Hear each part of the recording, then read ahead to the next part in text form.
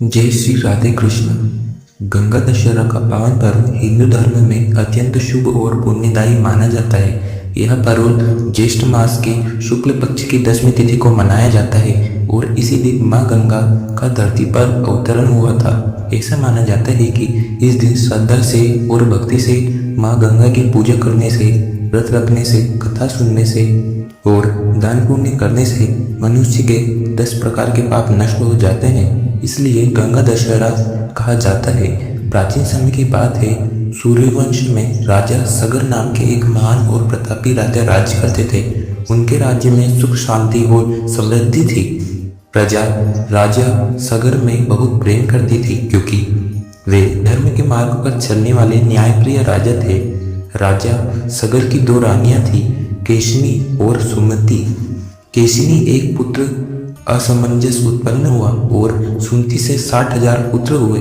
समय बीतता गया और राजा सगर ने अपने राज्य की समृद्धि तथा यश बढ़ाने के लिए अश्वमेध यज्ञ करने का निश्चय किया। यज्ञ के नियम के अनुसार एक घोड़े को स्वतंत्र छोड़ा गया और राजा के सैनिक उसकी रक्षा करते हुए उसके पीछे पीछे चलने लगे। जिस राज्य में वह घोड़ा जाता, वहां के राजा या तो सागर की अधीनता स्वीकार करते या युद्ध करते। देवताओं के राजा इंद्र को यह यज्ञ पसंद नहीं आया क्योंकि उन्हें लगा कि यदि राजा सगर का यज्ञ सफल हो गया तो उनका स्वर्ग का सिंहासन खतरे में पड़ सकता है। इसलिए इंद्र ने छल से यज्ञ का घोड़ा चुरा लिया और उसे कपिल मुनि के आश्रम में बांध दिया। जब राजा सगर के 60,000 पुत्र घोड़े को खोजते खोजते कपिल मुनि के आश्रम पहुंचे तो उन्होंने वहां घोड़ा बंधा देखा। वे बिना सोचे समझे क्रोध में भर गए और कपिल मुनि को चोर समझकर अपशब्द कहने लगे। उस समय कपिल मुनि गहरी तपस्या में लीन थे। जब उनकी तपस्या भंग हुई तो उन्होंने क्रोधित होकर अपनी आंखें खोली और उनके तेज से राजा सगर के 60,000 पुत्र वहीं जलकर भस्म हो गए। काफी समय बीत गया, लेकिन जब राजा सगर के पुत्र वापस नहीं लौटे तो उन्होंने अपने पौत्र अंशुमान को उन्हें खोजने के लिए भेजा।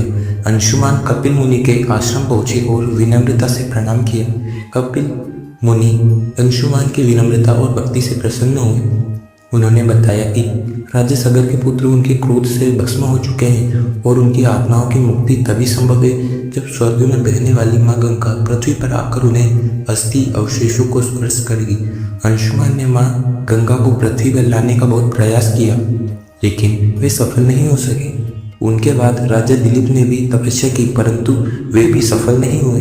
अंत में राजा भगीरथ ने अपने पूर्वजों की मुक्ति के लिए कठोर तप करने का संकल्प किया। राजा भगीरथ बहुत ही धर्मात्मा, दयालु और सत्यवादी थे। उन्होंने अपना राजपाट छोड़ दिया और हिमालय की कंदराओं में जाकर वर्षों तक कठोर तपस्याएं की। वे दिन रात माँ गंगा का ध्यान करते और भगवान ब्रह्मा की आराधना करते।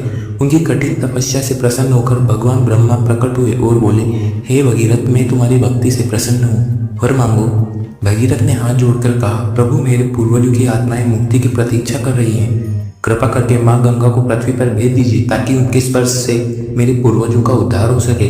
भगवान ब्रह्मा ने कहा, हे भगीरथ, मैं गंगा को पृथ्वी पर भेजने के लिए तैयार हूँ, लेकिन उनके वेग को संभालना पृथ्वी के लिए संभव नहीं है। यदि वे सीधे पृथ्वी पर उतरेंगी तो पृथ्वी उनका वेग सहन नहीं कर पाएगी। इसलिए तुम्हें भगवान शिव को प्रसन्न करना होगा, क्योंकि केवल वे ही हैं जो अपनी जटाओं में गंगा को धारण कर सकते हैं। यह सुनकर राजा भगीरथ ने भगवान शिव की आराधना शुरू की।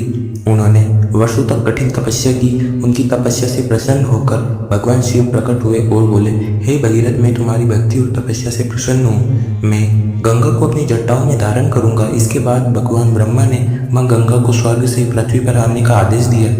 माँ गंगा को अपने वेग और शक्ति पर बहुत अभिमान था। उन्होंने सोचा कि अपने प्रचंड वेग से सीधे पृथ्वी पर उतरकर सब कुछ बहा देगी।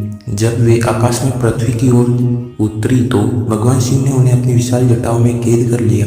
माँ गंगा बहुत प्रयास करती रही, लेकिन वे शिव जी की जटाओं से बाहर नहीं निकल सकी। तभी उन्हें अपने अभिमान का एहसास हुआ और उन्होंने भगवान शिव से क्षमा मांगी। भगवान शिव ने प्रसन्न होकर अपनी जटाओं से एक पतली धारा पृथ्वी की ओर प्रवाहित की। यही पवित्र धारा माँ गंगा के रूप में पृथ्वी पर अवतरित हुई। राजा भगीरथ आगे चलने लगे और माँ गंगा उनके पीछे पीछे बहती हुई चली। रास्ते में जहाँ जहाँ गंगा का जल पहुंचा वहाँ की भूमि पवित्र हो गई। लोग माँ गंगा के दर्शन कर धन्य हो गए।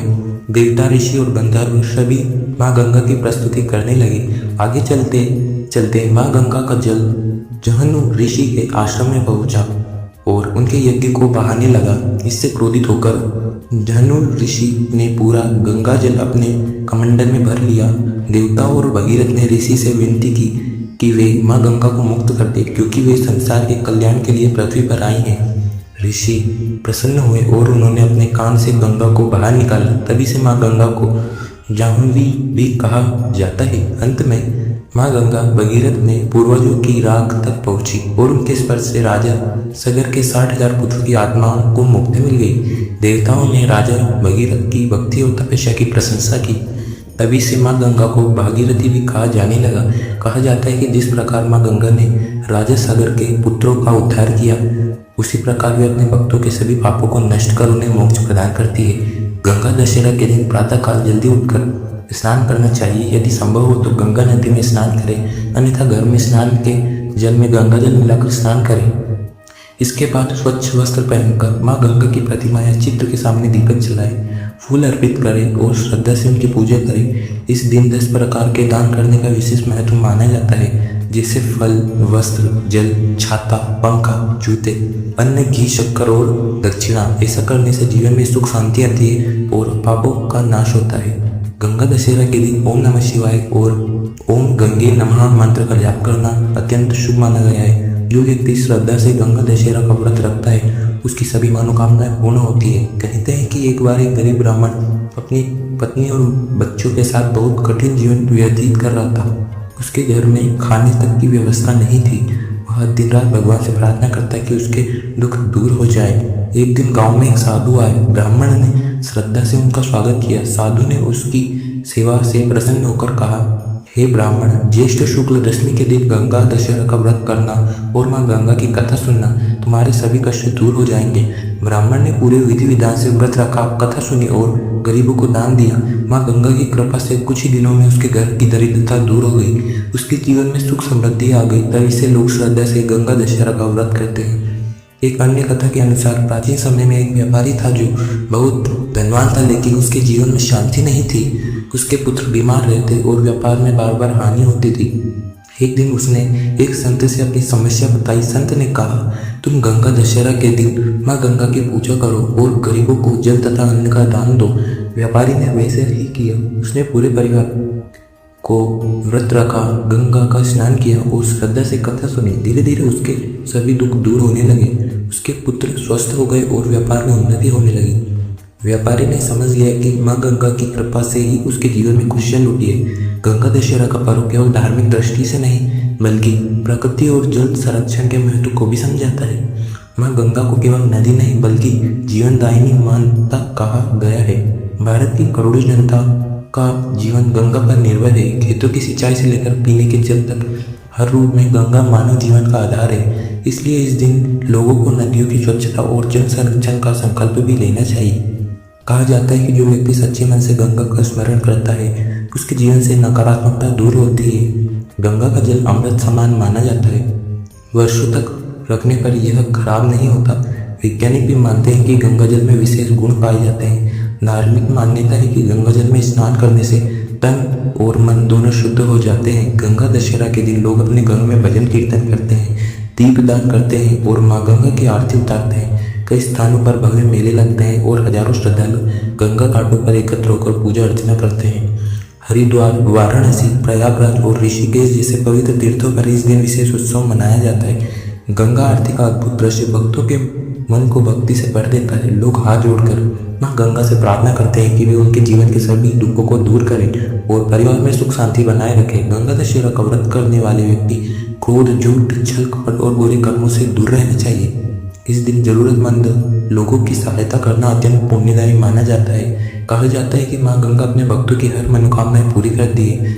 लोग संतान सुख, स्वास्थ्य और मानसिक शांति की कामना करते हैं। उन्हें श्रद्धा से गंगा दशहरा का व्रत करना चाहिए। इस व्रत का फल कई यज्ञों के समान माना गया है। पुराणों में बताया गया है कि गंगा दशहरा के दिन बार गंगा का स्नान करने से, दीपक जलाने से 10 प्रकार के पापों का नष्ट होता है। गंगा दशहरा की रात भगवान शिव और माँ गंगा का ध्यान करके सोना चाहिए। इससे घर में सकारात्मक ऊर्जा आती है और बुरी शक्तियाँ दूर होती है। नो गंगा की कृपा से जीवन में सुख, समृद्धि और शांति बनी रहती है। कहा जाता है कि मृत्यु के समय यदि किसी व्यक्ति के मुख में गंगा जल डाल दिया जाए तो उसकी आत्मा को शांति मिलती है और उसे मोक्ष की प्राप्ति होती है। यही कारण है कि हिंदू धर्म में गंगा जल को अत्यंत पवित्र माना गया है। गंगा दशहरा हमें यह भी सिखाता है कि सच्ची भक्ति, धैर्य और तपस्या से असंभव कार्य भी संभव हो जाते हैं। जिससे राजा भगीरथ ने वर्षों की तपस्या के बाद मां गंगा को पृथ्वी पर लाकर अपने पूर्वजों को उद्धार किया, वैसे ही मनुष्य यदि सच्चे मन से भगवान की भक्ति करे, उसके जीवन के सभी दुख दूर हो जाते हैं। इसलिए हर व्यक्ति इस पवित्र दिन मां गंगा की पूजा अवश्य करनी चाहिए और अपने जीवन